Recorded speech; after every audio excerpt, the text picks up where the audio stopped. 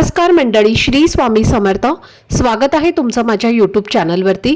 आजचा दिवस तुम्हा सर्वांना खूप छान सुखाचा समाधानाचा जाऊ देत हीच मी स्वामींच्या चरणी प्रार्थना करते आणि आजच्या या नवीन व्हिडिओला सुरुवात करते।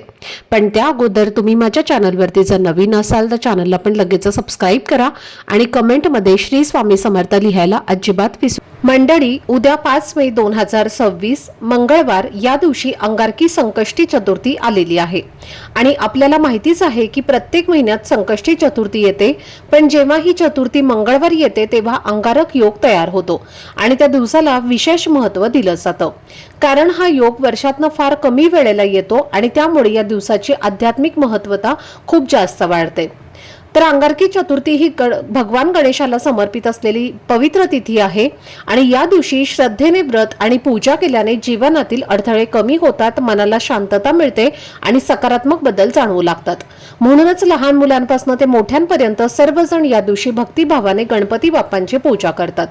या दिवशी गणेश तत्व अधिक सक्रिय असतं, त्यामुळे केलेली प्रार्थना आणि सेवा मनाला आधार देतात आणि जीवनामध्ये योग्य दिशा मिळवायला मदत करतात।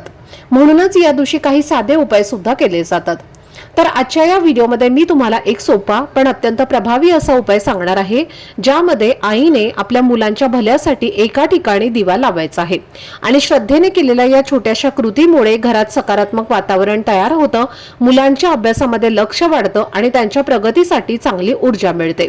हा दिवा नेमका कुठे लावायचा आणि कोणत्या वेळेत लावायचा याची सविस्तर माहिती आजच्या व्हिडिओमध्ये मी तुमच्यासोबत शेअर करणार आहे, त्यामुळे व्हिडिओ हा स्किप न करता शेवटपर्यंत नक्की पहा, जेणेकरून तुमच्यापर्यंत योग्य ती माहिती पोहोचेल।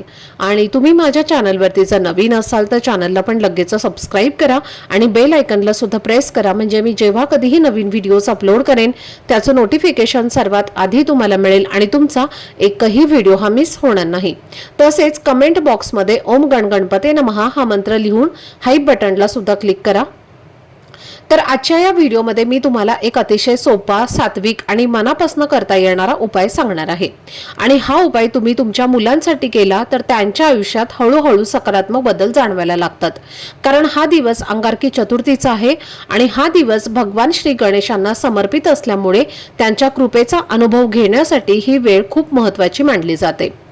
भगवान गणेश हे बुद्धी, विद्या आणि समज यांचे अधिपती देवता मानले जातात, त्यामुळे त्यांच्या स्मरणाने आणि साध्या उपायांनी सुद्धा मुलांच्या अभ्यासामध्ये लक्ष वाढायला मदत होते, मन शांत राहतं आणि आत्मविश्वास वाढतो। म्हणूनच हा उपाय खास मुलांसाठी करणार आहोत आणि प्रत्येक आईने आपल्या मुलांच्या चांगल्या भविष्यासाठी या दिवशी थोडा वेळ काढून हा उपाय करावा असं सांगितलं जातं। अनेक वेळेला आपण पाहतो की मुलं अभ्यास करत असतात, त्यांचं लक्ष त्यामध्ये लागत नाही, ते चिडचिडेपणा करतात किंवा घरात वातावरण थोडं ताणाचं असतं, म्हणजे ताणतणावाचं असतं। तर अशा वेळी आईने श्रद्धेने केलेली छोटीशी कृती सुद्धा घरात सकारात्मक ऊर्जा निर्माण करू शकते आणि मुलांना एक वेगळाच आधार मिळू शकतो।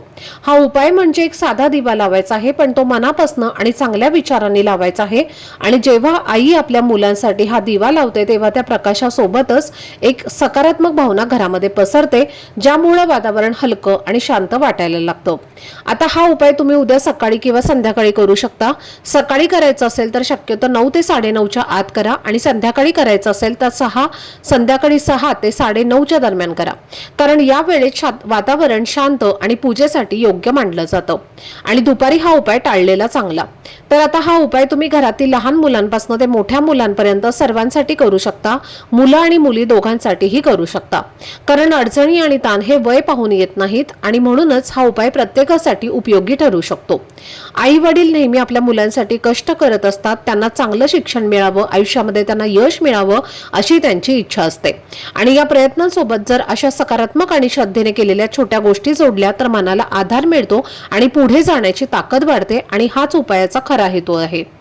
आता हा उपाय करण्यासाठी तुम्हाला उद्या मंगळवारी 5 मे रोजी सकाळी लवकर उठायचं आहे। प्रत्येकाने अंघोळीच्या पाण्यामध्ये थोडंसं पंचामृत टाकायचं आहे, किंवा पंचगव्य टाकायचं आहे आणि थोडीशी हळद टाकायची आहे आणि या पाण्याने तुम्हाला स्नान करायचं आहे। त्यानंतर देवघरातल्या देवांची विधिवत पूजा करून घ्यायची आहे। गणपती बाप्पांची मूर्ती असेल तर मूर्तीवरती अभिषेक करा, फोटो असेल तर फोटो स्वच्छ पुसून घ्या।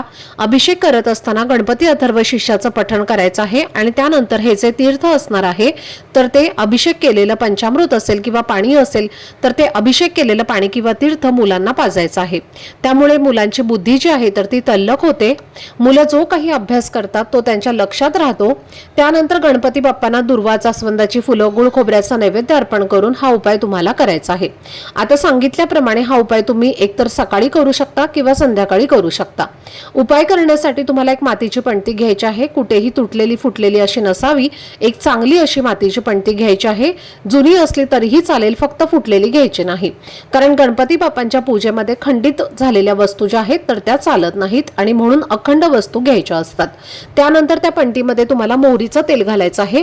जर तुमच्याकडे मोहरीचं तेल नसेल तर जे कोणतंही तेल तुमच्याकडे आहे तर ते तेल तुम्ही या दिव्यामध्ये घालू शकता, पण प्रयत्न करा की या दिव्यामध्ये तुम्ही मोहरीचं तेल असेल तर तेच घाला। त्यानंतर आपल्याला यामध्ये चिमूटभर पिवळी मोहरी टाकायची आहे। पिवळी मोहरी नसेल तर थोडीशी काळी मोहरी टाकली तरीही चालेल। त्यानंतर एक प्लेट घ्यायची आहे, त्या प्लेटमध्ये तुम्हाला हळद, कुंकू आणि तूप मिक्स करून एक स्वस्तिक काढायचं आहे। स्वस्तिकावरती हा दिवा जो आहे तर तो तुम्हाला ठेवायचा आहे आणि त्यानंतर हा दिवा देवघरामध्ये गणपती बाप्पांच्या समोर ठेवायचा आहे, प्रज्वलित करायचा आहे। दिवा प्रज्वलित केल्यानंतर त्या दिव्यामध्ये आपल्याला 5 अखंड काळे मिरे जे असतात तर ते टाकायचे आहे। काळे मिरे हे आपण स्वयंपाकघरामध्ये वापरतो आणि तेच काळे मिरे तुम्हाला टाकायचे आहेत। 5 या संख्येमध्ये घ्यायचे आहेत आणि अखंडच तुम्हाला पाहून घ्यायचे आहेत। त्यानंतर तुम्हाला 5 भीमसेनी कापराच्या वड्या सुद्धा टाकायच्या आहेत। भीमसेनी कापूर नसेल तर साधा कापूर घेतला तरीही चालेल। त्यानंतर तुम्ही जी वात लावणार आहे त्या वातीला सुद्धा थोडंसं हळद कुंकू लावून ती लाल पिवळी तुम्हाला करून घ्यायची आहे आणि त्यानंतरच दिव्यामध्ये तुम्हाला ही वात टाकायची आहे। आता दिवा प्रज्वलित केल्यानंतर आपल्याला कापराच्या वड्या आणि जे काळे मिरेचे आहेत तर ते टाकायचे आहेत आणि त्याच्या अगोदर टाकायचे नाही। आणि हा उपाय करत असताना गणपती बाप्पांचं स्मरण करायचं आहे आणि त्यानंतर दिव्याला हळद कुंकू, अक्षदा, फूल अर्पण करायचं आहे। धूपदीप अगरबत्ती ओवाळून घ्यायची आहे आणि तिथेच बसून तुम्हाला 11 वेळेला गणपती अथर्व शीर्षाचं पठण करायचं आहे आणि 1 वेळेला गणेश स्तोत्राचं पठण करायचं आहे। आणि तुम्हाला 11 वेळेला गणपती अथर्व शीर्षाचं पठण करणं शक्य नसेल तर तुम्ही 1 वेळेला केलं तरीही चालेल। आणि त्यानंतर ओम गण गणपते नमः या मंत्राचा 16 वेळेला जप करायचा आहे। दोन्ही हात जोडून मुलांची प्रगती होण्यासाठी मनोभावे भगवान श्री गणेशांना प्रार्थना करायची आहे। आणि आता हा दिवा अंगारकी चतुर्थीच्या दिवशी लावल्यानंतर तुम्हाला कंटिन्यू पुढे 21 दिवस हा दिवा आपल्या मुलांसाठी लावायचा आहे। 21 दिवस तुम्हाला दिव्यामध्ये हे जे काळे मिरे आहेत तर ते बदलायचे आहेत। एखादा डब्बा घ्या आणि त्या डब्बीमध्ये तुम्हाला हे जे सगळे काळे मिरे आहेत तर ते साठवून ठेवायचे आहेत। दिव्यामध्ये तुम्हाला दररोज नवीन वात लावायची आहे।